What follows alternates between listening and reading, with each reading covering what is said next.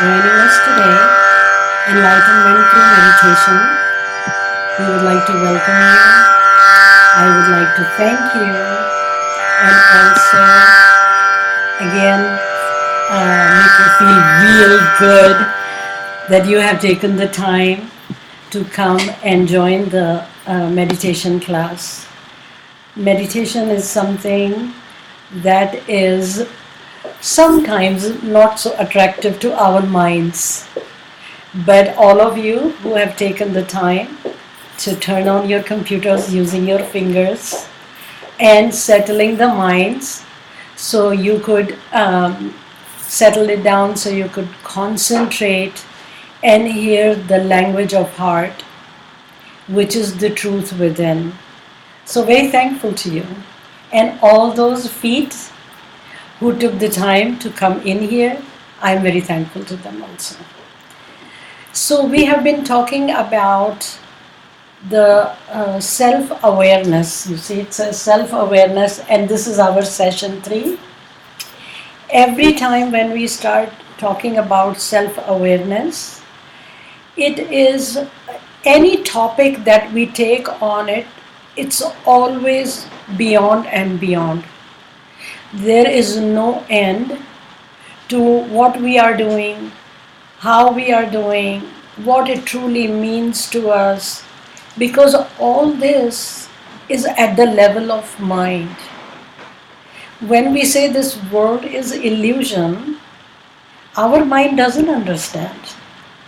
Because we see everything, there are clothes, there are houses, there are cars, and then there is, cars which are lower reputation, there are cars higher reputation, and we get involved, really involved.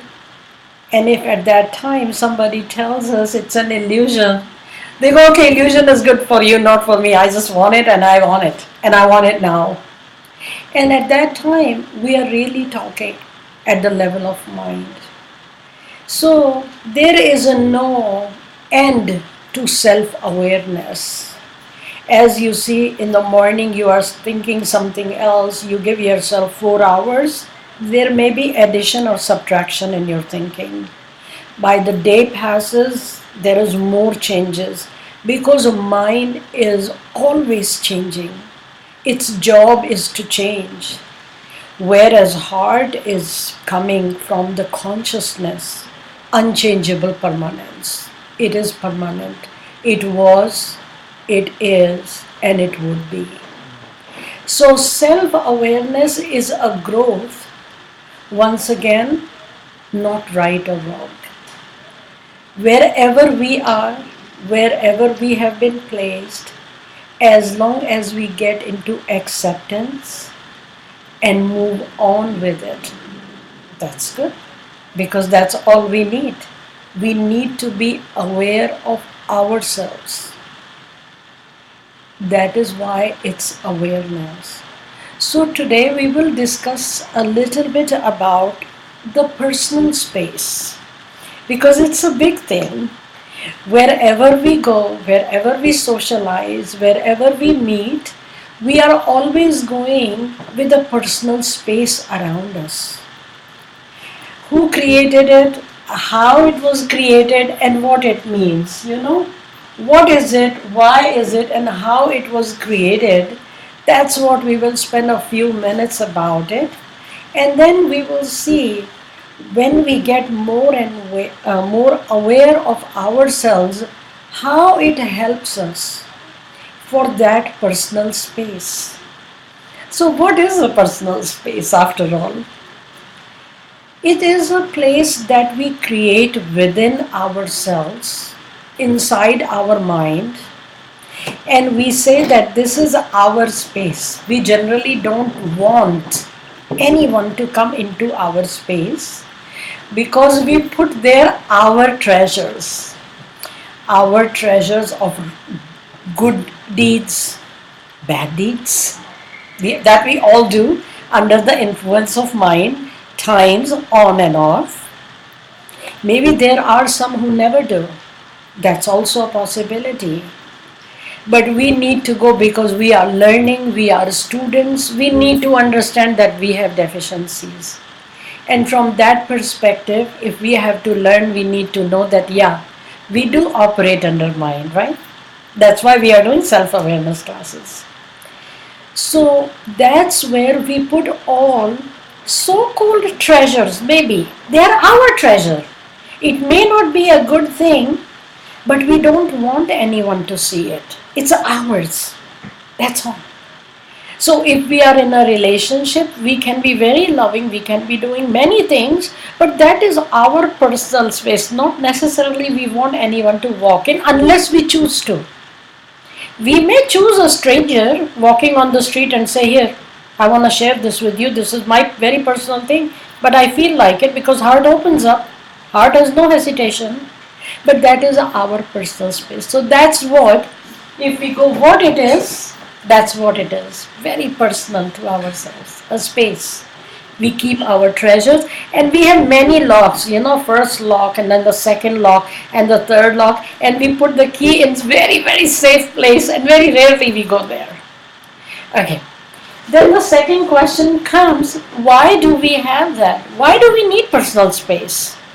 We can share anything and everything. So why do we need it? Why we need it? Because we are human beings. We see and we believe. So we run in a society. And in society there are goods and there are bads. If you do bad, you are placed here. If you do good, you are placed up here. Who makes the judgment? Depends. But it's very important for us as a human being to prove to society that we are good beings or we are perceived as good beings.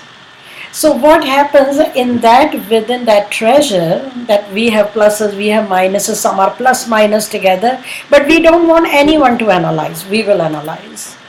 And what we will do, we will bring out all the positives and we will put it out on the table. Because if we put it out, somebody will recognize, other minds will recognize, and they will give us a place in the society. And we need that place. We go out, we are social animal, we need people to know how we are, and if we are good, that makes us good. Even if it is temporary feeling. Because inside that treasure, we already know what is good and what is bad. Sometimes we turn bad into good and present it at heart knowing that, but to gain that respect. We present it differently, totally differently, and some people buy off on it and they give us recognition which we enjoy to gain the place in society. That is why we have that personal space. We keep the treasures and then we share as we go along what we want to share. For what reason? To gain place in the society. And then third comes, how do we do it? As I mentioned, I went a little bit ahead in the game. How do we do it? We do our own analysis. We decide for what we need, for our personal gains, where I need to get, all mind operating, very calculative as of today. It may change tomorrow, but as of today, where we are. So it calculates, it finds out what to do, how to do, and then it puts it out in the very articulate way. We are very methodical about it. That's how we put it. So that's our personal space, and it is very important to us. So whoever try to encroach us for our personal space, we don't like, because we will have to give the answer we don't want to give. We already analyzed that this is how we are going to present. If there are 3 questions associated with that, then we have to give answers. And one lemon leads to another. However much we try to hide something, if there are a series of questions, maybe the truth will come out. So we don't want that. Why would we need that? That's why we wanted personal space. I don't want anyone to come in my personal space.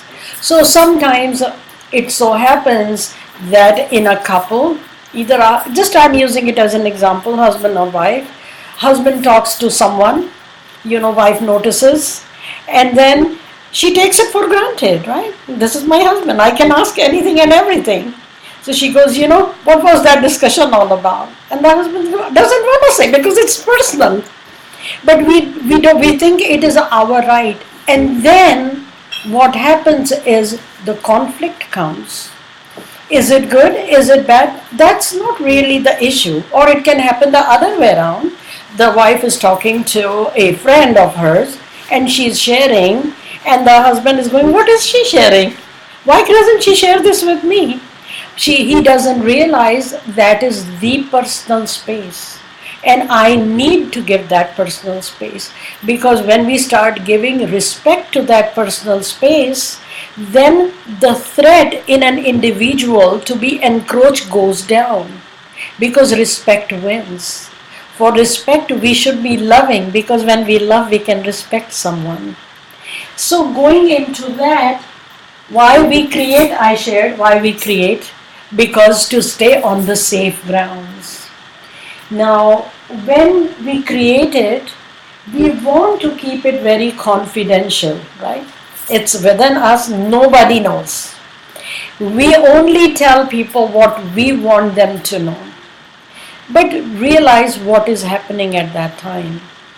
When we were born to day one, we didn't know anything, but we were taught, or we learned by looking and watching. And we started to make this personal space bigger and bigger and bigger and bigger. And we started to put so-called treasures in it, so it became bigger and bigger and bigger. Now, can you imagine from that time, since our mind developed to an age of 50, 60, 70, whatever that may be, how many thought processes are in that treasure? How much we have to remember, and how we need to present, and how we need to twist, all that becomes really the stress on us. We like it, we don't like it, but it is stress. Because if we were free, we didn't have to hide, we will be open, we don't care about anything, and everything is up, out, in open, no restrictions, nothing, the treasure, whatever that may be, is all out, and we will be happy. But that's not the situation, because we walk, the bigger the personal spaces, the heavier we are walking, because our back is all loaded. Is it a good thing for us? Maybe at the level of mind, because we think we are progressing to ourselves. Deep down, the heart keeps on saying, you did so many wrongdoing that you got to this place. Actually, you don't deserve it. But mind says, I'm enjoying it. It doesn't matter. But realize there is something called divine law. What is the divine law? Who keeps track of the thought process? So now it is tracking that we had so many so-called treasure. I would use the word treasure because that's what we keep there. That's why personal space is so important to us, very dear to our heart. So as we go and make it heavier and heavier, the load on us becomes heavier and heavier. And sooner or later, the law, whatever you sow, so shall you reap, does take into effect. It's law of, Newton, you can say action and reaction. Whatever you would put out, it has to come back to you. So inside, what starts to happen, we become heavier and heavier and heavier and heavier.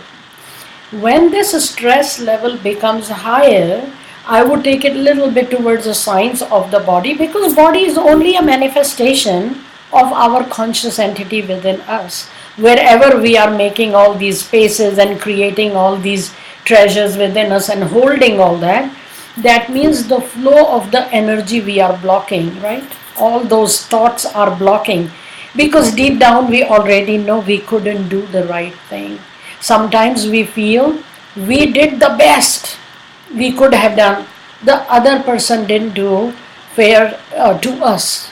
We were the best.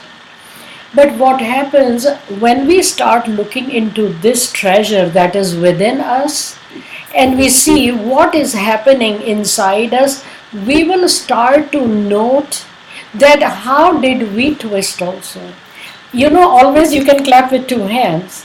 It's never with one hand. So little by little, when we take the time, generally we don't take the time because we take it for granted that we do everything right. It's just majority of the time that's how we feel. I haven't done anything wrong. I'm the best person. I'm the most honest person, and I say the truth and nothing but truth. We take it for granted. We walk on that stage without even thinking. But when the awareness starts to build within us by going into within that heart, within that treasure, we start to notice maybe we are not so pure after all that we think. But that needs determination. That requires strength. Because coming out and saying out and open, you know what? I am wrong. Very difficult to do. That comes from inner awareness, because inner awareness is nothing but truth. So when you get merged into that truth, that consciousness flows. That consciousness is not scared of anything. It's fearless. So from the fearful one, we changed into fearless. When we become fearless, we come out and say, here, I have no treasure. That's what I am. But we need to go through that process within us to gain that confidence and come out with that confidence. We must know that we are so-called pure. Because the moment the purity becomes so big within the heart, the awareness gets higher and higher, and you are pure, you are self-realized already. That means everything is up, out, open. The rays, the beauty, the aura is becoming big. But when we start looking into it from that perspective, where we want to become from fearful to fearless, there is a lot of screening.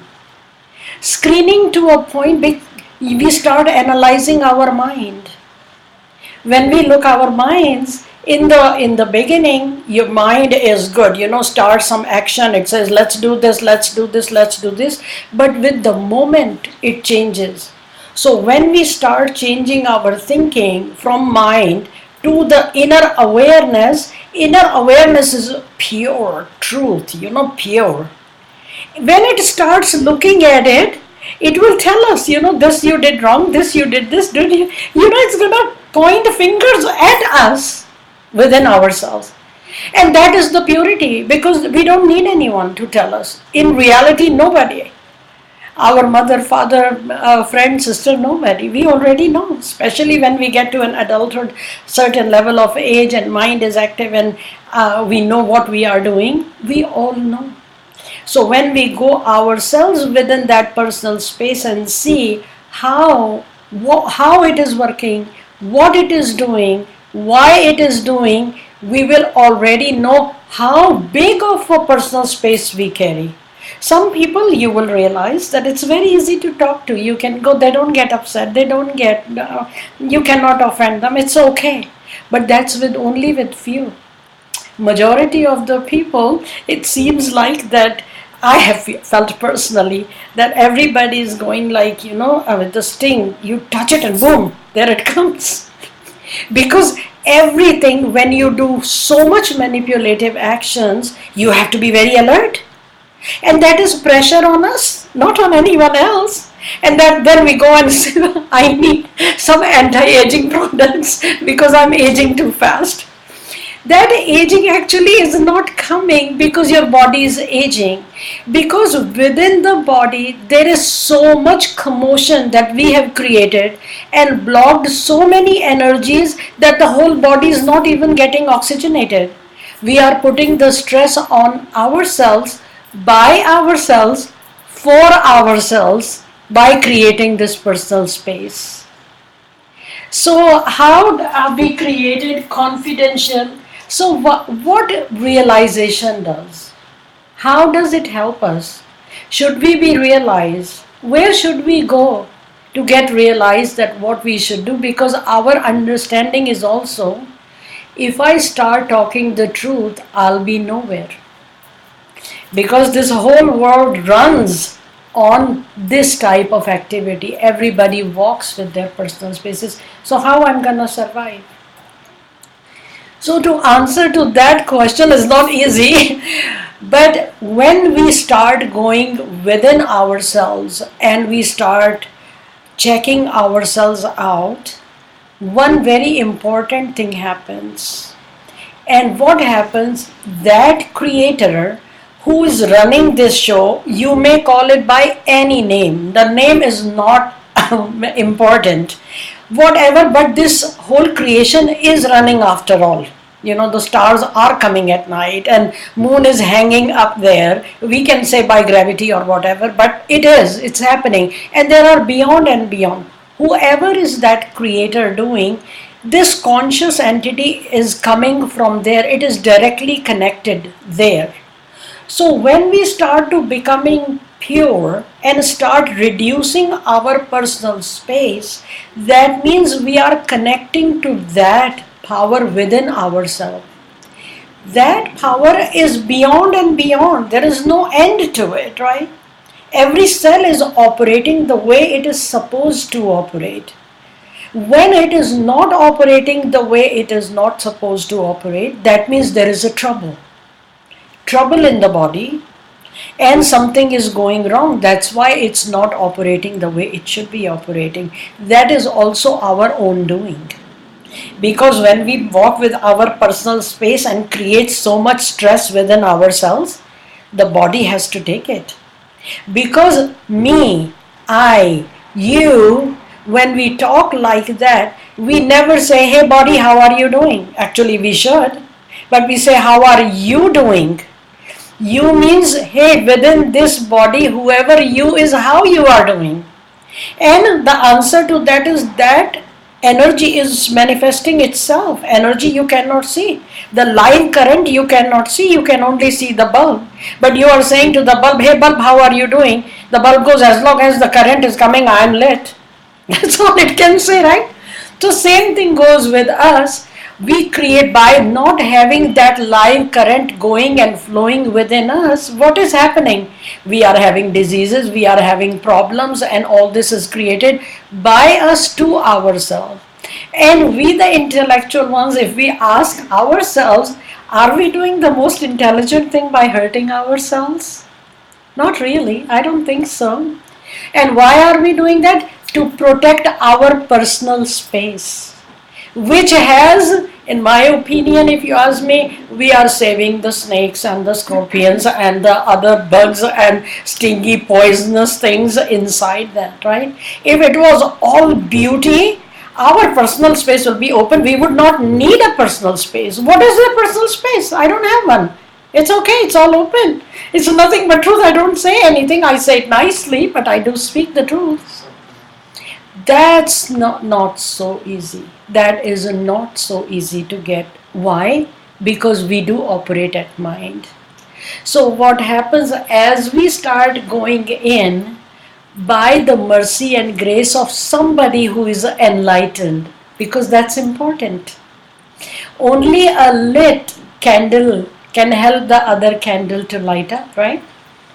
So when that happens and we start to go within us and start to see, one time kind of feel maybe I should look.